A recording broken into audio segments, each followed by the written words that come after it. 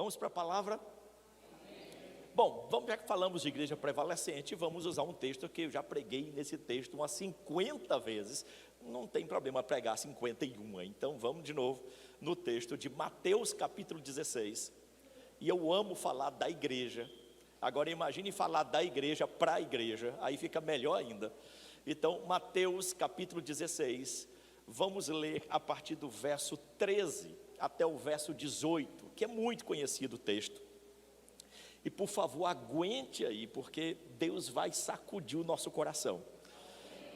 Porque Deus vai trazer revelação da sua palavra ao nosso coração, para vivermos a identidade de sermos igreja como precisamos ser. Olha o que diz o texto: quando Jesus chegou à região de Cesareia de Filipe, consultou seus discípulos: quem as pessoas dizem que o Filho do Homem é? Ele faz agora uma avaliação do seu ministério. E a avaliação que ele faz do seu ministério não é do seu próprio pensamento, mas da opinião daqueles que o escutam. E pense numa avaliação difícil de fazer, porque é muito melhor você sentar no seu gabinete e pensar: meu Deus, onde é que eu estou acertando, onde é que eu estou errando, e você fazer uma autocrítica, e daqui a pouco você começa a corrigir aquilo que você percebe que não está bem em você. Agora, outra coisa é você fazer uma avaliação buscando a opinião dos outros. E no caso aqui, Jesus faz uma avaliação do seu ministério, começando pela opinião daqueles que estão mais distantes.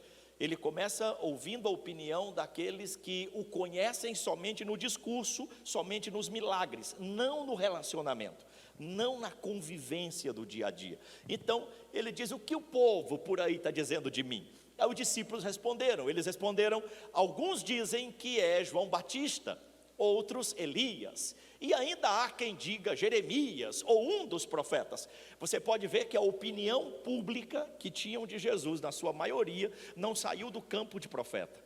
Todos pensavam que ele era um profeta. Alguém identificava: não, pelo que ele pregou, ele parece Jeremias. O outro: não, pelo que ele ministrou aqui, a impressão que dá é que é João Batista, porque o negócio foi duro. E o outro diz: não, pelo jeito que ele ministrou aqui, ele deve ser qualquer um outro profeta, ou até um novo, não sei não, mas agora que é um profeta, não resta dúvida. Todo mundo pensava que ele era um profeta. Por isso, quando você pegar o Novo Testamento, e toda vez que você lê no Novo Testamento a expressão relacionada a Jesus, como dizendo Jesus de Nazaré, é porque esse texto está enfatizando o histórico, Jesus histórico, e também o conceito de um profeta que veio de Nazaré. Por isso alguém perguntava assim: alguma coisa boa pode vir de Nazaré? Mas essa pergunta não era nem sobre o Messias, era sobre um profeta. Por isso que eles tinham dificuldade de entender que Jesus fosse um Messias, e eles acreditavam que fosse apenas um profeta. Mas quando você lê no Novo Testamento alguém dizendo filho de Davi, aí já é outro contexto. O conceito do Novo Testamento de filho de Davi é por causa da promessa messiânica, porque aquele que viria para ser o Messias seria do rebento de Jessé, seria o filho de Davi. Então, Jesus sendo chamado de filho de Davi é porque alguém o reconheceu como Messias. Você vai ver isso no cego Bartimeu: Jesus, filho de Davi, tem misericórdia de mim. Você vai ver isso, por exemplo, na mulher cananeia, que ela diz: Senhor, filho de Davi, tem misericórdia de mim. Então, essa expressão é uma convicção, é uma confissão e um reconhecimento de Jesus como Messias. Só que aqui, o povo que estava circundando Jesus achavam que ele apenas era um profeta. Aí Jesus estreita mais a pergunta, ele chama para mais perto. Agora não é mais para quem só o ouve ou para quem só assiste milagres. Agora não é mais uma plateia de espectadores. Agora é quem se relaciona com ele, quem convive com ele. Agora ele pergunta, vamos lá, o outro versículo diz: então Jesus interpelou: mas e vós, que dizeis que eu sou? Agora ele pergunta para os 12: quem vocês dizem que eu sou? Qual a opinião de vocês? Bom, o povo pensa que eu sou um profeta, e vocês pensam o que de mim? O verso seguinte diz que Pedro, afoito como sempre, e toda a igreja tem Pedro, graças a Deus. Ok, você já pensou pelo menos uns 3 aí. Toda a igreja tem Pedro, tem um afoito, sempre tem. O afoito é aquele que se mete em encrenca, quando vê já se meteu em encrenca, não tem como sair, e aí ora para o milagre. E toda a igreja tem. Aí Simão Pedro respondeu de súbito assim, ele respondeu: tu és o Cristo, o Filho do Deus vivo. Não, por favor, diga isso também, 1, 2, 3. Por isso que é bom pregar na igreja pentecostal, porque quando fala assim, já fala gritando logo, pronto. Então vamos de novo, mais uma vez, 1, 2, 3.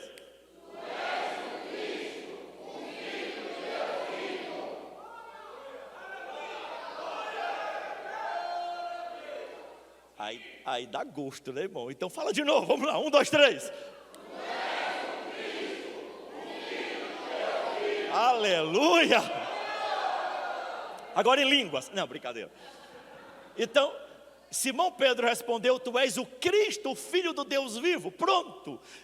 Pedro dá a chave que Jesus esperava. Pedro agora fala exatamente a percepção que ele queria que todos tivessem dele. E aí quando Pedro fala a confissão que Jesus esperava ouvir, olha o que diz o versículo seguinte: e ao que Jesus lhe afirmou: abençoado és tu, Simão, filho de Jonas. Ele diz: pois não foi revelado a ti por carne ou sangue, mas pelo meu Pai que está nos céus. Uau! Nós temos algumas coisas no Novo Testamento que são tremendas. A maneira que o Espírito Santo opera em nós provoca algum tipo de reação. A maneira que Jesus opera em nós promove algum tipo de obra. Agora, a maneira que o Pai opera em nós é quase que imperceptível. Deixa eu explicar melhor para você. Quando o Espírito Santo opera em nós, todas as vezes que você lê a manifestação do Espírito Santo, sempre vem acompanhado de alguma coisa assim tremenda, até meio esquisita. O que o povo olhou e falou: está bêbado, mas não era, estava todo mundo cheio de quê? Do Espírito Santo. Então, quando os dons espirituais vêm sobre a nossa vida, nós que somos pentecostais cometemos o erro de achar que nós temos a posse do dom espiritual. Mas os dons do Espírito Santo não são para nossa possessão, nós não tomamos posse do dom, eles se manifestam, mas os dons são do Espírito Santo. Então os dons do Espírito Santo se manifestam em nós. Por isso não tem como eu dizer para você: me liga amanhã meio-dia, porque amanhã meio-dia Deus vai falar com você na profecia. Aí chega amanhã meio-dia, Deus fala: não está na minha agenda manifestar isso, não. Ok, depois você pensa nisso. Então os dons se manifestam. Então os dons do Espírito Santo acontecem de forma fora do normal. De repente você fala em língua, pensa que está falando só numa língua espiritual e sobrenatural, que só Deus entende, e tem um japonês do teu lado entendendo. Aí você fica: meu Deus, como é que é isso? São operações do Espírito Santo. O Espírito Santo traz coisas sobrenaturais, acontece, flui através de nós. Jesus, quando opera, ele opera no propósito da nossa salvação. Aí vem com um monte de kit. Aí vem o kit vem na redenção, vem na justificação, na santificação, na regeneração. Aí vem na justificação pela fé. Aí o Espírito Santo pega esse pacote que Jesus trouxe da salvação e faz a nossa vida prática ser para a glória dele, fazendo jus à salvação. Então, o Senhor opera em nós, mudando a nossa história pela cruz. O Espírito Santo opera em nós, nos revestindo de poder. Agora, o Pai opera em nós. Tudo isso através da pessoa do Espírito Santo, tá? Porque quem habita em você é o Espírito Santo. Então, na pessoa do Espírito Santo, opera o poder do Pai, opera o poder do Filho e opera a manifestação do Espírito Santo. Só que quando é a obra do Pai, na pessoa do Espírito Santo, na sua vida, vem como fruto de convicção. Então, com o Espírito Santo se manifestando, você se arrepia: terra, manto, aleluia, Jesus amado. Quando Jesus opera, você está com um caráter novo, vida nova, transformado. Você só não fala em língua, você para de falar da vida dos outros. Porque Jesus agora transformou a sua vida e o Espírito Santo manifesta poder em você. Mas quando o Pai se manifesta na pessoa do Espírito Santo, gera em você uma convicção. Você não se arrepia, você não pula, mas você fica tão convicto que ninguém tira de você a verdade plantada no seu coração. E é isso que a Bíblia chama de revelação. Então o Pai traz a revelação da verdade. Jesus disse: Pai, eu te dou graças, porque o Senhor não revelou isso aos grandes, aos entendidos, aos sábios, mas o Senhor revelou isso aos pequeninos. Então o Pai traz revelação. Por isso que quando nós ficamos somente no mover do Pentecoste, mas não temos revelação, daqui a pouco você olha e fala: mas fulano estava profetizando aqui o mês passado, agora está desviado. O outro estava aqui cheio do mover, estava tão lindo de ver, e agora diz que é ateu. Mas por quê? Porque viveu algumas experiências, mas não viveu a revelação. Quando não se tem a revelação, não gera convicção no coração, só gera experiência religiosa. E essa é a grande carência da igreja do século 21. A grande carência da igreja do século 21 é de revelação. Por isso que Jesus, ao ouvir isso de Pedro, ele se empolgou e disse, empolgou é acréscimo meu, tá? Ele se empolgou e ele diz, então Pedro, você é feliz. Você é bem-aventurado, que é uma tradução também usada para esse texto. E a palavra bem-aventurado no grego é plenamente satisfeito. Você é completo em satisfação, em saber disso. Porque isso não foi a sua carne nem o seu sangue. Porque a carne só vai dizer assim, eu preciso de um milagre, eu preciso de um milagre. Ao dia que o milagre não chega, você vai frustrando, porque a carne tem a necessidade de ter alguma coisa palpável. Ele disse, não foi o sangue que te revelou. O sangue é o sentido só de estar vivo. Não foi só o fato de você estar vivo, que você diz, não, porque Deus existe, eu estou vivo. Mas tem um monte de endemoniado vivo por aí também. Então não é só o fato de estar vivo. Aqui não foi nem carne nem sangue, não foi a necessidade humana, não foi a sua carência, não foi o problema que você tem, não foi aquela esperança da campanha que você fez que Deus vai operar na sua casa, não foi nada disso. Você tem essa convicção de que eu sou Cristo, porque foi o Pai que revelou isso a você. Então a primeira coisa que Jesus trata aqui é sobre qual é a revelação que você tem. E em cima da revelação que você tem, agora sim, ele vai poder falar de igreja. Por isso que a igreja não pode existir, de fato, como igreja, sem a revelação de quem é Jesus. E tem muita gente vivendo sem a revelação de quem é Jesus, e é por isso que a igreja muitas vezes se perde. Porque a essência do ser igreja passa primeiro pela revelação de quem é Jesus. E acredite, tem muita gente amando a Deus, não porque Deus é Deus, está amando a Deus, porque primeiro ele ama o que Deus fez. Eu sou tão feliz com meu Deus, sou tão alegre com Ele, por quê? Porque tudo que eu preciso Ele me dá. E se por algum tempo Ele parar de dar? Você vai continuar amando a Ele? Para você continuar amando a um Deus que a olho nu, você não vê nenhum tipo de benefício palpável, você vai ter que ter a revelação.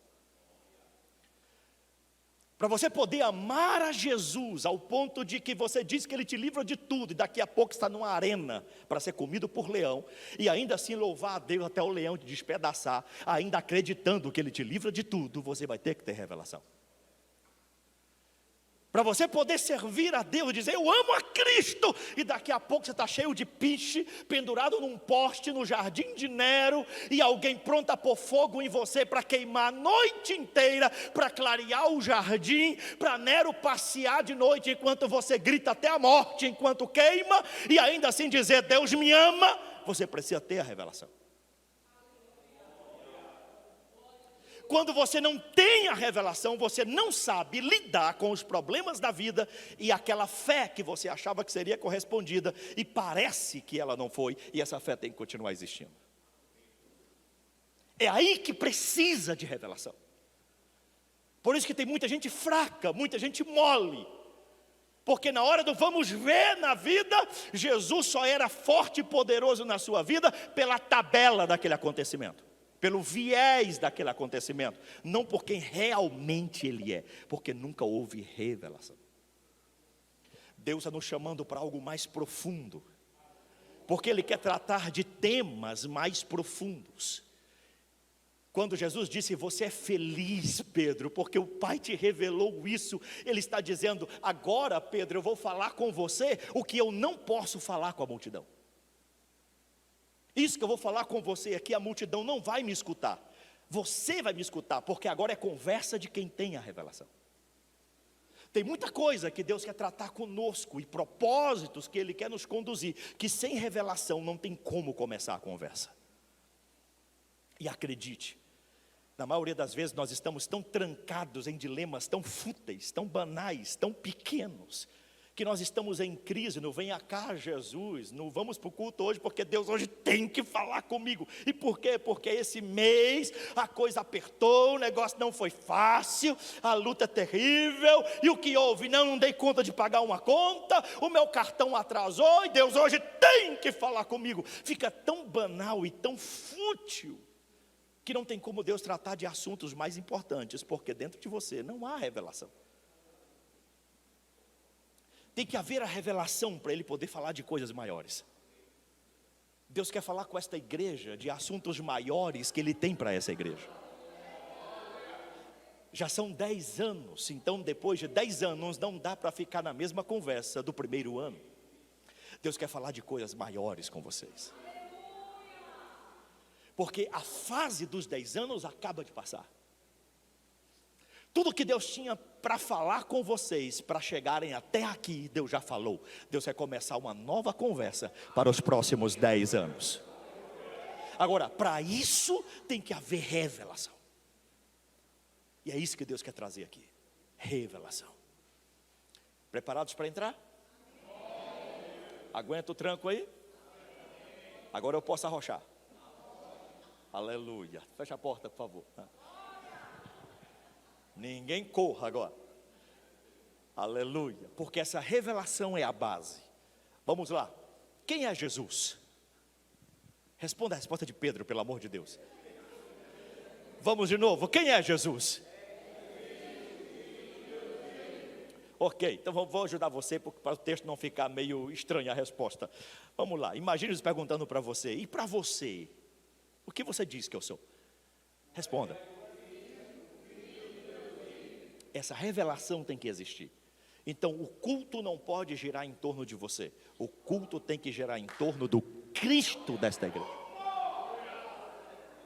Então tudo que você vai oferecer para Deus não tem que girar em torno da sua necessidade. Tem que girar em torno de quem Ele é para você. Ele é o Cristo, o Filho do Deus vivo. Por isso que a igreja, quando se reúne, não é Deus aqui fazendo espetáculo, dizendo receba aí, porque eu sou Deus. Não, na verdade é o inverso. O culto acontecendo com Cristo sendo a revelação, é Cristo sentado aí e você aqui dizendo, Senhor, é para ti, toma Senhor, toma. Aí no final ele vai fazer o agradecimento, aí ele pega o microfone e fala, muito obrigado gente, muito obrigado, foi tão lindo, eu não poderia deixar aquele sair doente, vai curado, muito obrigado, eu não poderia deixar aquele endividado sair endividado, vai, recebe o milagre, muito obrigado gente, muito obrigado, foi muito bom aqui, deu para entender? Então, temos que ter a revelação, porque senão nós vamos chegar ao milagre pelo caminho errado. Aleluia. Bom, quando Pedro tem a revelação, aí Jesus diz para ele o seguinte, vamos lá, verso seguinte. Da mesma maneira, o que Jesus está falando? Pedro, já que você me disse isso por revelação, eu também vou te dizer algo por revelação. Não, você não entendeu ainda, vamos lá. Da mesma maneira, já que você me disse que eu sou o Cristo, o Filho do Deus vivo, por revelação, então eu tenho que te devolver uma revelação. Da mesma maneira, também vou te dizer uma revelação. Agora, já que você me reconheceu por revelação, eu vou dizer o que tem para quem me reconhece por revelação. Da mesma maneira, eu te digo que tu és Pedro. Tu és um pedaço de pedra ou pedra quebrada? Ou tu és só um seixo? Nem seixo seria uma brita mesmo, que é brita que pega a rocha e quebra, despedaça e vira pedrinha. Tu és Petros, pedaço de pedra, pedra quebrada. E sobre esta pedra, rocha. Aqui não precisa nem de exegese bíblica, basta fazer uma exegese gramatical, da língua portuguesa mesmo.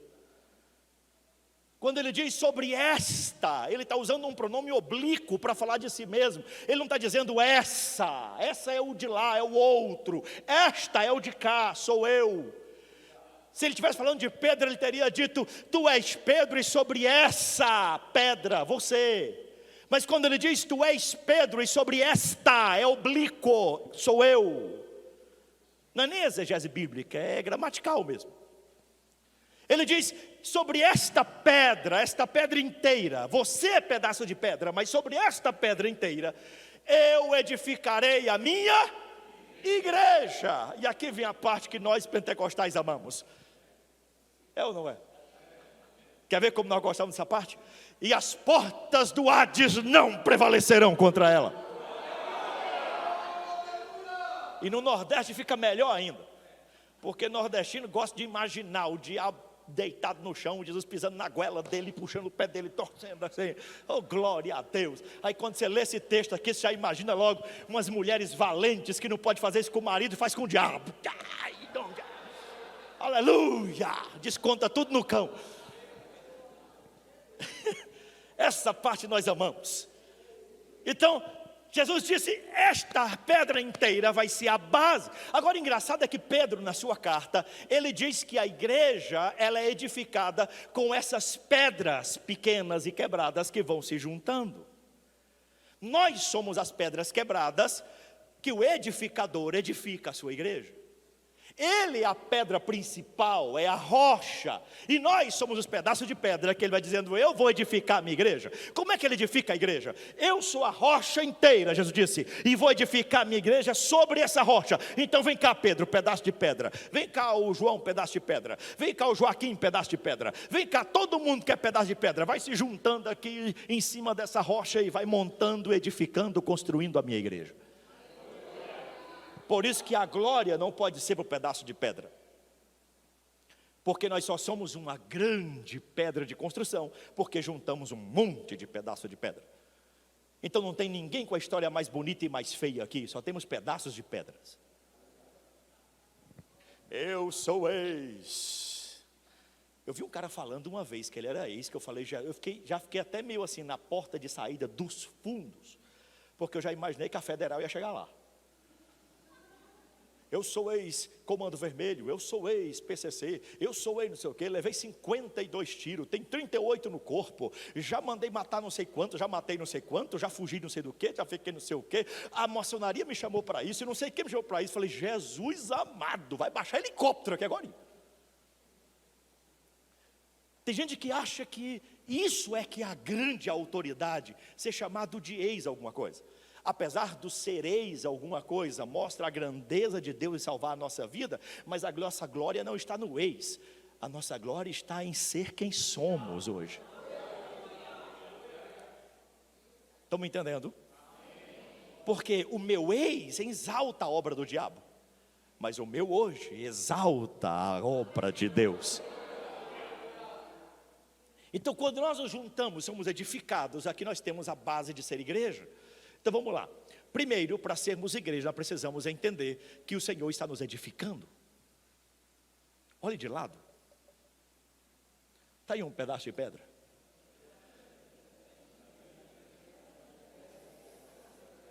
Agora nenhuma pedra vem lapidada, tem uma pedra que vem mais pontuda do que a outra. Tem uma pedra que encosta na gente e fala, meu Deus do céu, essa pedra não cabe muito aqui não, tem que ser em outro canto. Mas está lá, e acredite, tem pedra que Deus traz para a igreja, só para fazer o pastor orar. O dia que o pastor começa a relaxar na oração, o Senhor manda uma certa pedra para lá. Aí o pastor ora e fala, meu Deus, eu preciso orar mais. Aleluia. Tem crente que está na igreja só para ativar a espiritualidade do pastor. O pastor nunca vai ficar natural, porque toda vez Deus traz uma pedra nova para ele. E assim vai o processo da edificação da igreja. E esse edificar da igreja é lindo demais, porque a igreja tem uma característica única, em qualquer lugar do mundo, independente da língua, tem uma característica única, independente da cultura. Eu conheço diversas culturas, e eu já vi Jesus edificar a sua igreja nas mais diversas culturas, mas tem uma característica única na igreja, é só colocar todo mundo junto para cultuar. Quando cultua, a identidade de percepção da presença de Jesus é a mesma, em qualquer cultura, em qualquer lugar. Porque Ele edifica a sua igreja, Ele é quem faz isso. E como é que edifica? Alguém aqui é da obra da construção civil? Ninguém? Está faltando pedreiro na igreja, vamos orar para Deus mandar.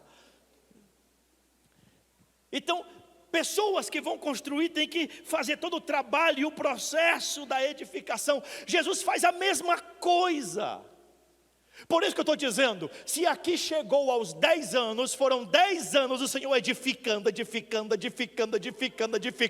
Deus não pode mais voltar lá na base de 10 anos atrás para edificar o que já está edificado. Agora chegou a hora de quê? Chegou a hora de edificar telhado, de edificar ornamentação, subir mais piso. Chegou a hora de avançar, porque a edificação de 10 anos já passou. Ele está edificando. Mas tem um outro porém. O Senhor só vai edificar se houver base na revelação. Olhe para o seu irmão e pergunta: quem é Jesus para você? Por isso que tem gente que você conversa com ele hoje, daqui a 10 anos você conversa com ele de novo, é a mesma pessoa. Quando eu era novo convertido, eu me juntei com um grupo de adolescentes e jovens que oravam 3 vezes por dia. Pense num grupo que buscava a Deus, aqueles adolescentes. Eu tinha 13 anos. 3 vezes ao dia, 1 hora por dia era sagrado. Os adolescentes estavam orando na igreja. E lá tinha um presbítero que perseguia os adolescentes e os jovens. Eu não sei se alguém aqui já viu esse tipo de história. Eu não sei o que presbítero tem, mas presbítero dá um trabalho, irmão. Terra. Graças a Deus que aqui não. Os presbíteros tudo levantaram a mão ali, aqui não. Graças a Deus. Mas antigamente, os presbíteros era uma perseguição com o jovem, que eu não sei o que era aquilo não. A gente saía para evangelizar, aquele presbítero saía atrás, ficavam 50 metros atrás. A gente andando para evangelizar e ele atrás. Ele não evangelizava ninguém, mas vigiava, todo mundo estava evangelizando. Para depois dizer se algum jovem conversou com a moça, se pegou na mão, se não sei o quê. Pense num vigia. E aquele presbítero me marcou. Pense num homem que me deu trabalho. O meu nome foi indicado 3 vezes para o ministério. As 3 vezes ele se levantou: não, concordo não, muito menino, tem que amadurecer muito ainda. E o pior, que a gente sempre fica sabendo. Ah, irmão, seu nome quase passou, mas o presbítero lá foi contra. Eu olhava para o presbítero e falava: Jesus, foi o senhor mesmo que levantou esse homem.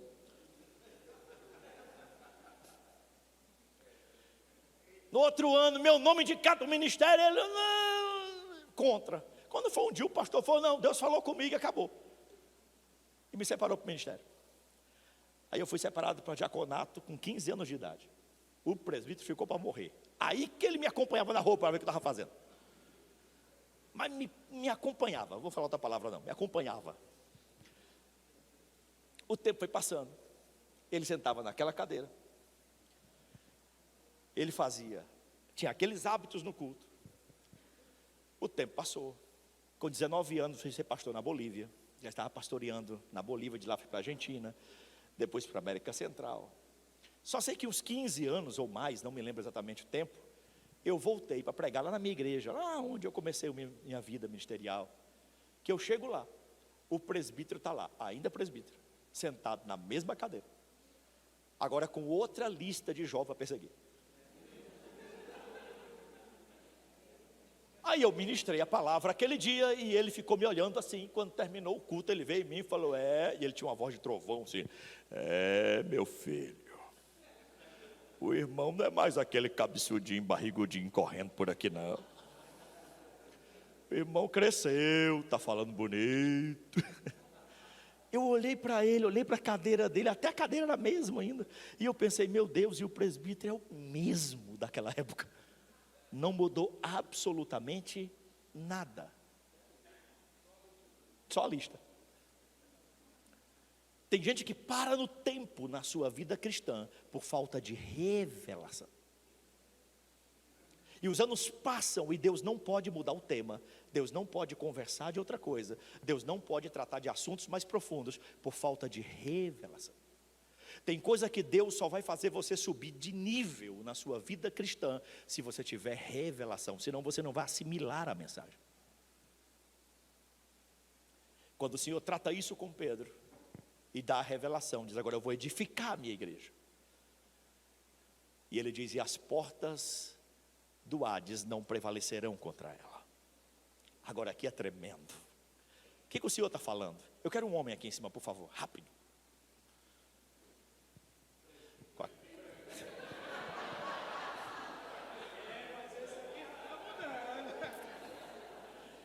Esse aqui é presbítero do século 21, é diferente. Olha o que Jesus falou para Pedro. Pedro, eu vou te dar essa revelação, porque você tem a revelação de que eu sou Cristo, então eu posso dar essa revelação para você. Pedro, você é pedaço de pedra, mas sobre esta rocha eu edificarei a minha igreja. E as portas do Hades, Pedro, não vão prevalecer contra ela. Sabe o que ele estava dizendo? Ele estava dizendo, Pedro, a primeira coisa mais importante para você poder entender a igreja é primeiro ter a revelação. Você tem a revelação de que eu sou Cristo, então agora você vai saber que a minha igreja vai ser prevalecente. A minha igreja prevalecente, ela vai prevalecer, não é contra qualquer coisa não, ela vai prevalecer é contra o Hades. Há algumas palavras gregas para inferno no Novo Testamento. Uma das palavras gregas para inferno no Novo Testamento é a palavra Tártaros, está lá também na carta de Pedro. Tártaros é o inferno onde os demônios habitam. Esse é o significado da palavra Tártaros, inferno demoníaco.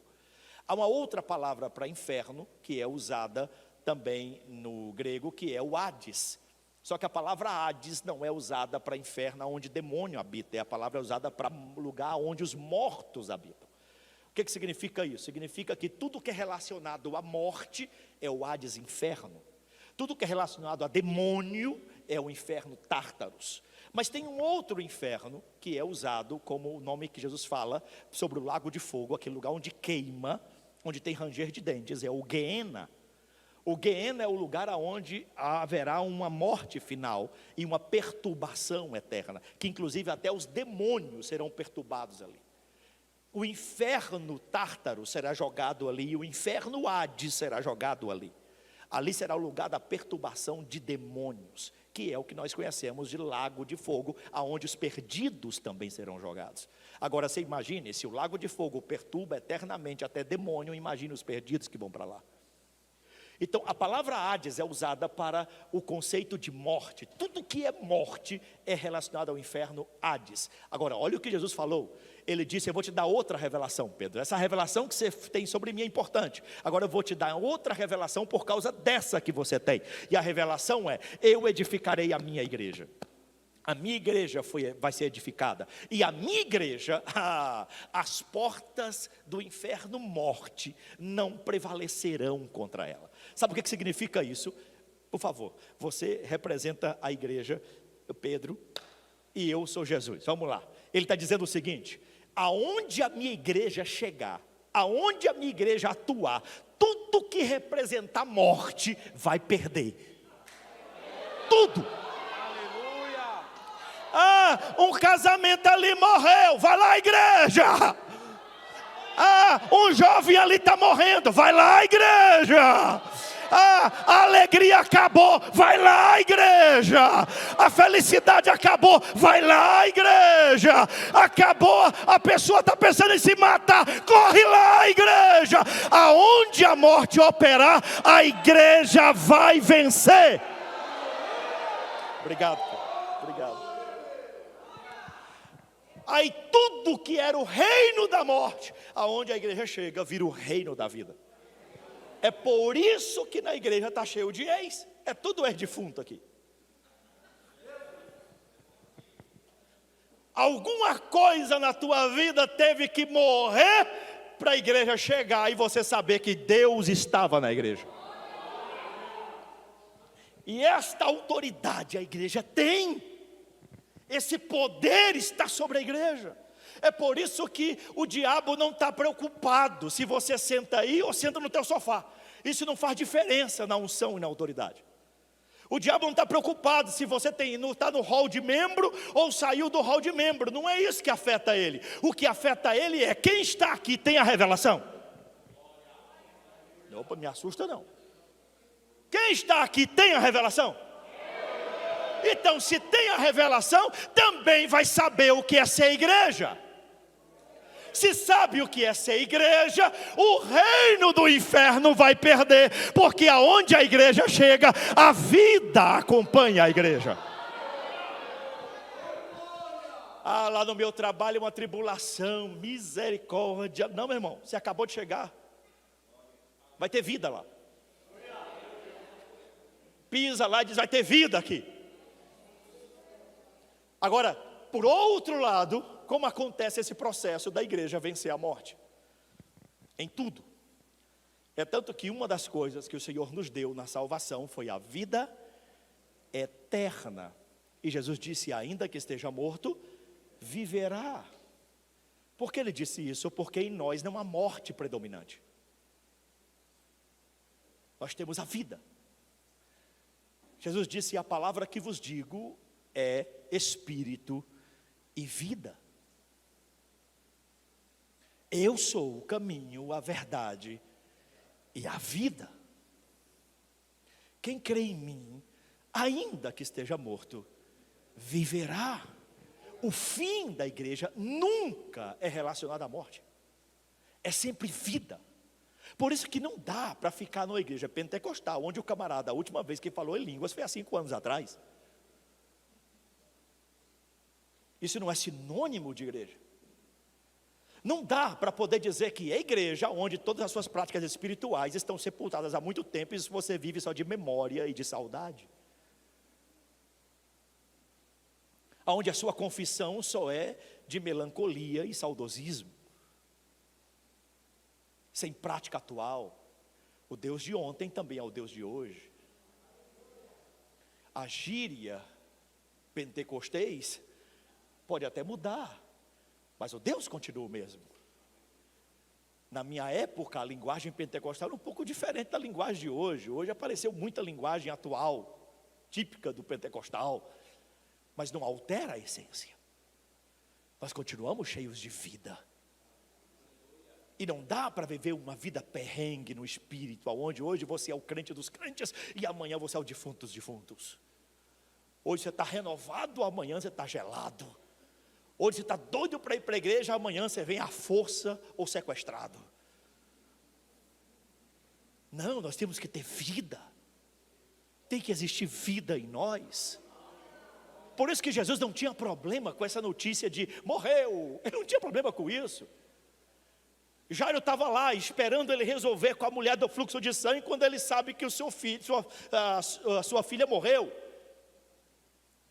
Jesus vira para ele e diz, não tenha medo. Não tenha medo. Jesus não tinha problema com notícia ruim de morte. Por isso que Jesus está no cortejo de encontro, o cortejo fúnebre do filho da viúva de Naim, e a primeira coisa que ele fala para a mãe é, não chore. Qual o pregador maluco de chegar no culto fúnebre de uma viúva que está sepultando o único filho e dizer para a viúva assim, para de chorar? Porque Jesus não tem problema com o tema de morte. Estão me entendendo? Por isso que mandaram chamar Jesus, dizendo, corre para Betânia, porque o teu amigo Lázaro está doente. E ele fala, fica tranquilo, daqui a pouco eu chego lá. Ele não tem pressa. Jesus demora a chegar, Lázaro morre. E Jesus chega lá 4 dias depois que ele estava sepultado. E todo mundo lá desesperado, e até Marta e Maria questionando. Se o Senhor estivesse aqui, meu irmão não teria morrido. Ele olhou para Marta, para Maria, e disse, calma aí. Crê somente e verás a glória de Deus. Aí ele chega diante do túmulo de Lázaro e chora. E todo mundo acha que ele chorou porque amava Lázaro. Quando o povo vê Jesus chorando, o povo diz, nossa, como o amava, por isso chora, olha como o amava. E ele chorando, e por que eu sei que ele chorou? Não foi por causa da morte de Lázaro, porque na oração que ele faz, ele explica por que ele chorou. Ele chora, e ele olha para a multidão, olha para o túmulo, e ele ora, Pai, eu sei que o Senhor sempre me ouve, mas para que estes creiam que tu me enviaste. Olha o que ele diz. O que ele está dizendo é, eu estava lá despreocupado com a saúde de Lázaro, porque eu sei que aonde eu chegar tem vida. Só que quando eu cheguei aqui, ninguém entendeu. Quando eu cheguei aqui, ninguém creu. Quando eu cheguei aqui, ninguém percebeu. Quando eu cheguei aqui, ninguém enxergou. Então, Senhor, dói no meu coração ver a incredulidade deles. Mas para que creiam que Tu me enviaste, Lázaro, vem para fora, vida. A igreja precisa ter voz profética de vida. Ai, mas é muita prova, é muita luta. Não, meu irmão, no mundo tereis aflições, mas tem de bom ânimo. Não, você não entendeu, não. No mundo tereis aflições, mas tem de bom ânimo. No século 21 no mundo tereis aflições, chore. Eu me lembro de uma canção antiga, da época do pastor Luciano, que diz assim: quer vitória? Não está sozinho na antiguidade. Oh, meu Deus! Quantos já cantaram esse louvor? É lindo mesmo, é bonito mesmo. Quer vitória? Vai chorando, já me chora. Só que isso vira um mantra na vida da gente. Daqui a pouco a gente acha que a única maneira de lidar com o que nos desafia é só com lamento e choro. Josué assume o lugar de Moisés. Aqui entre nós, irmãos, Josué nunca tinha curado a enxaqueca de ninguém. Ninguém nunca falou para Josué: eu estou com dor de cabeça, ora por mim. E aí Josué orou, ele foi curado. Senhor, irmão, eu tenho um testemunho para contar, eu tinha uma dor de cabeça, Josué orou por mim. Nada. Moisés, Deus falava com ele face a face. Ele viu o dedo de Deus escrevendo o decálogo no Monte Sinai. Deus colocou ele na fenda e ainda pôs a mão para filtrar e passou de costa na frente de Moisés. E Moisés viu. É brincadeira. Aí Moisés morre e Deus diz: Josué, assuma o lugar dele. Aí Josué: Senhor, calma aí, o senhor não quer primeiro dar umas revelações? Para o povo poder olhar para mim e dizer assim: não, aquele também tem revelação poderosa, vamos respeitar. Não. Aí o capítulo 1 todo de Josué não é tema espiritual, é tema de alma. O capítulo 1 todo de Josué é de alma.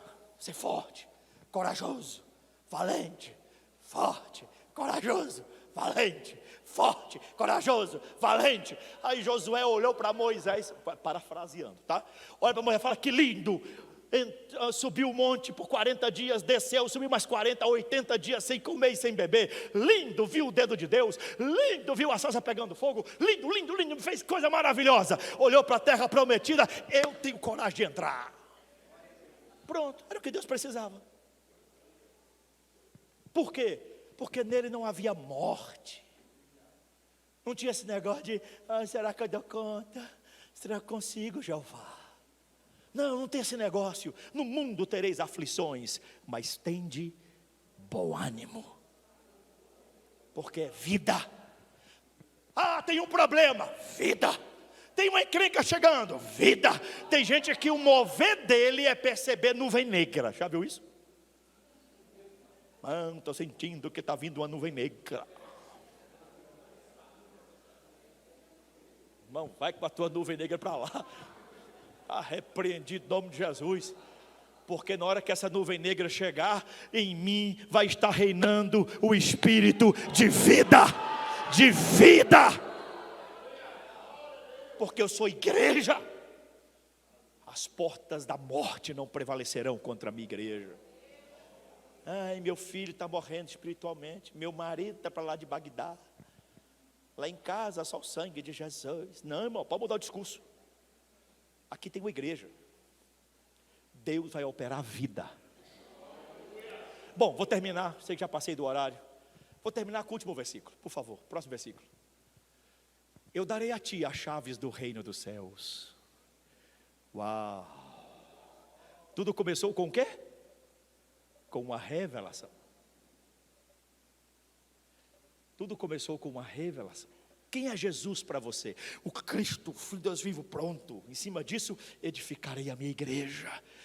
Vou te contar uma coisa a mais, só para quem tem a revelação. Olha essa revelação para você. Eu vou dar chaves do reino dos céus. Só para quem tem essa revelação. Se tem essa revelação, eu darei as chaves do reino dos céus. E que ligares na terra haverá? Na terra haverá sido ligado nos céus, e o que desligares na terra haverá sido desligado nos céus.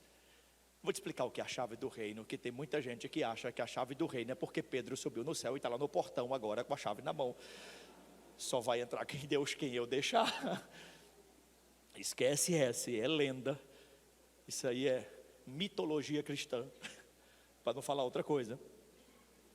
Na verdade, as chaves do reino dos céus têm a ver com a revelação. Tudo isso aqui é um contexto, não tem nada fora de contexto. Vem cá de novo, por favor. Presbítero, aleluia. Olha a coisa tremenda. Se você entender e quiser pegar para você, você que sabe. Se não quiser, deixa só para ele mesmo, não tem problema não. Olha o que Jesus fala. Já que você teve a revelação, Pedro, eu vou te dar outra revelação. Eu vou edificar a minha igreja e as portas de morte não prevalecerão contra ela. E tem mais uma, só para quem tem a revelação. Eu vou dar chaves do reino dos céus. O que é chave? Chave é ligação. Chave é ligação. O que significa isso? Que tudo que a igreja fizer na revelação estará ligando aos céus. Presta atenção no que eu vou dizer. O que uma igreja faz na revelação? Bom, vamos lá. A revelação é que ele sabe quem é Jesus. Aí Jesus diz: em meu nome expulsarão demônios. Vamos de novo. Qual é a revelação? A revelação é o quê? Que ele sabe quem é Jesus. Jesus é o Cristo, o Filho de Deus vivo. Ele diz, então, já que você tem essa revelação, eu vou te dar a chave. A chave é o que vai ligar, fazer funcionar. Então não fique pensando você, que é você na sua casa dizendo: eu desligo meu marido da terra. E Deus no céu dizendo: está desligado. Não é isso que acontece. Vai fazer para você ver que é perigoso você ser desligado, porque está fora do propósito. Ligação é como se você assumisse agora um lugar representativo, e você agora tem acesso. Antes ninguém tinha, ninguém podia ter esse acesso, agora você tem. E o Senhor diz: eu não vou te dar só um crachá, eu vou te dar a chave. E a chave é o seguinte: já que você sabe quem eu sou, tem a revelação, use da revelação. Ide por todo mundo e pregai o evangelho. O que vai acontecer? Presta atenção. Pedro vai pregando o evangelho. Vai lá, Pedro, e prega o evangelho. Jesus te ama, Jesus te salva, Jesus te cura, Jesus te liberta. E está pregando o evangelho. Vem cá, vem, fica aí. Aí eu estou ouvindo a pregação, vamos lá. Prega, não, prega para mim, vai. Jesus te ama. Eu vou. Eu também tive a revelação. Esse Jesus que você prega é o Salvador. Aí o Senhor diz: está ligado. Não, você não entendeu. Eu estava desligado porque eu ouvi a pregação do evangelho, também tive a revelação e eu fui ligado também junto com ele. Ele teve a chave para me ligar. Eu não estava ligado, agora eu estou. Aleluia! Oh, aleluia! Opa, calma, que o negócio engrossa agora. Eu não gosto mais de igreja não. Quero mais não. Deus me livre de igreja. Aí o Pedrão fala aqui: Senhor, desligou. A mensagem que trouxe ele para a ligação não está valendo nele mais não. Aí o Senhor olha do céu e fala assim: cadê ele? Está aí não? Desliga. Entenderam? Aí fica um monte desigrejado, sem a revelação. Eu sirvo a Jesus do meu jeito, Deus me entende. Vou ficar em casa, que Ele conhece meu coração. Aí o Senhor procura ele na igreja e fala: cadê a igreja que eu edifiquei? E na igreja que eu edifiquei, ele está tendo a revelação? Não, ele disse que tem fora da igreja. Não, mas eu não dei a revelação para falar de outro assunto. Eu dei a revelação para falar de igreja. Ah, você não entendeu. Você não entendeu. A revelação de quem é Jesus para você não é para te tratar na individualidade, na particularidade. A revelação de quem é Jesus para você é para te jogar dentro da edificação da igreja. se a revelação de quem é Jesus para você não te coloca dentro dessa construção da igreja, e você fica no seu individualismo, eu sou um desigrejado, salvo, redimido e lavado.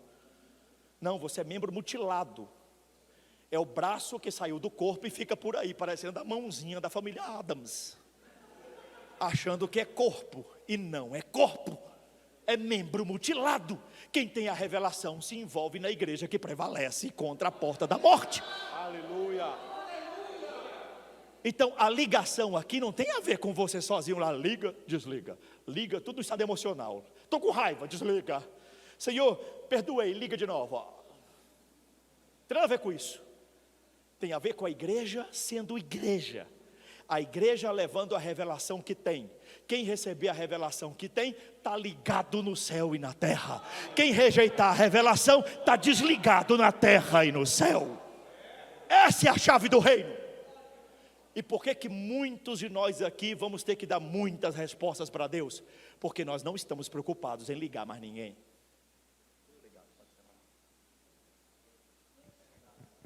A maioria de nós estamos muito satisfeitos, está muito satisfeito com a sua própria ligação. E está feliz da vida, obrigado Senhor, eu vou para o céu, o resto, cada um por si. E Deus só para mim. A igreja não evangeliza, a igreja não é mais missionária, a igreja não busca mais vizinhos, a igreja não busca mais parente, a igreja não chama mais amigos.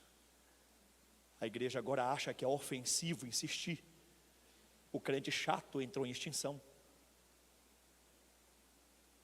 Aleluia. E assim não está tendo mais pessoas ligadas. Aí fica um giro de membro mudando de igreja e lotando a igreja dos outros. Aí o dia que ele cansa de lá, ele vai lotar a igreja do outro, e os membros de lá vêm lotar a igreja daqui, e fica esse giro vicioso do crente moderno, aonde fica trocando de igreja, lotando as igrejas. Esse ano a igreja do Josefino está vazia porque os membros dele foram para os Gadarenos Libertos, e no outro ano os Gadarenos Libertos entrou em crise e os membros dele agora estão no Josefino Revela Tudo, e aí fica nesse giro vicioso, e alma não tem. O que menos a igreja faz hoje é batizar, porque nós não estamos mais preocupados em ligar pessoas. Deus está nos chamando para algo poderoso. Deus está nos chamando para algo tremendo. E estes sinais seguirão os que creem. Essa palavra é linda, é ou não é? Mas antes dela existir, houve uma ordem primeiro: ide por todo mundo e pregai o evangelho. Só depois estes sinais seguirão aos que creem. Quem aqui já viu milagres? Tenha medo não. Eu sei que engrossou no final. Mas quem aqui já viu milagres? Eu já vi muitos milagres. Mas os maiores milagres que você vai ver na sua vida, escute o que eu vou dizer, e não estou nem tendo aqui nenhuma revelação sobrenatural para isso, não, estou só usando o texto bíblico. Os maiores milagres que você vai ver na sua vida estarão relacionados à evangelização. Porque a hora que você está atuando em ligar pessoas, quer ver milagre sem medida, comece a ser uma igreja que cresce, ganhando almas. Porque na hora que você chegar na casa de alguém e lá tiver enfermidade, você pode pôr as mãos sobre os enfermos e o Senhor irá curar. Na hora que você chegar lá e alguém quiser te matar e te dar um copo de veneno, você vai beber e dizer: que Coca-Cola gostosa. E não vai fazer problema nenhum. Na hora que você chegar num lugar e o endemoniado estiver lá dizendo: eu mato tudo, quando você chegar, fala: chegou a vida, o demônio fala: estou vazando, porque esse aí me expulsa mesmo. Porque os sinais seguirão aos que creem na missão de ligação. Estão entendendo? Deus está nos chamando a um propósito maior. Para terminar, fique de pé.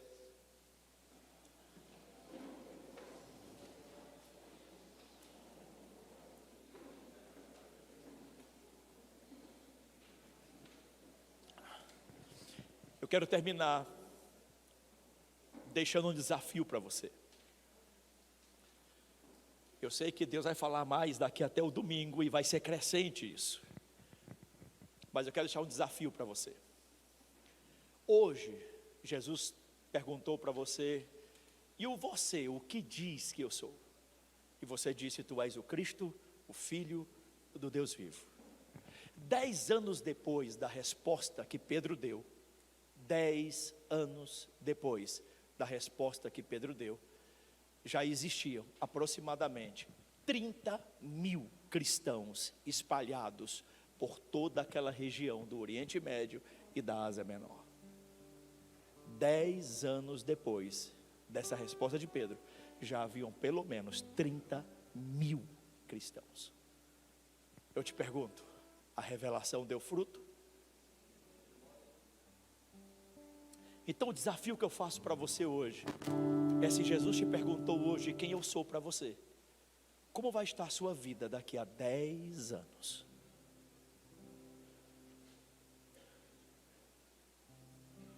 Como vai estar esta igreja daqui a 10 anos? Como vai estar o seu ministério daqui a 10 anos?